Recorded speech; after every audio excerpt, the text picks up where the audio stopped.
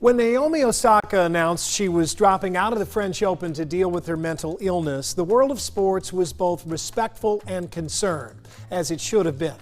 But with that news came a host of ancillary discussions, and one of those should have us concerned too. It's the discussion over what the sports world should do with a star athlete who doesn't want to talk to the media.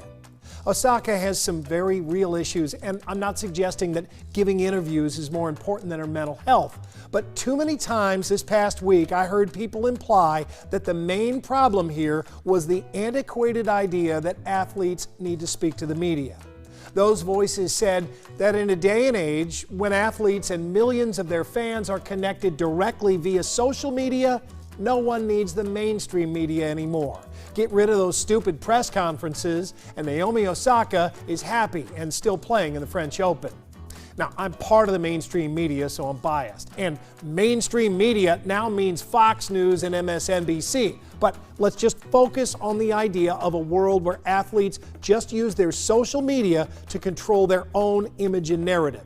What would that be like?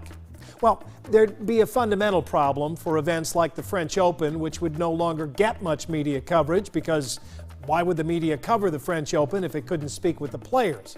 But mainly, there's this.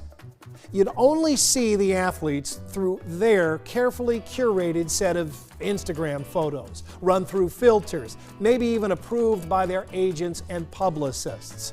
You'd likely never see them after a loss or in a moment of spontaneity. You wouldn't see the way they have a conversation or laugh at something funny. There's a good chance that you wouldn't see them sad or angry or at a loss for words. You would only see them in this world of social media, which we know and often remind each other is not a real world. There are other issues like endorsements and such, but really that's enough right there. Do you want to be told what to think of someone, or do you want to make up your own mind? Do you want to see athletes as real people? Because the world we've been talking about here may not have many of those. I'm Andy Fales, and that's what's bugging me.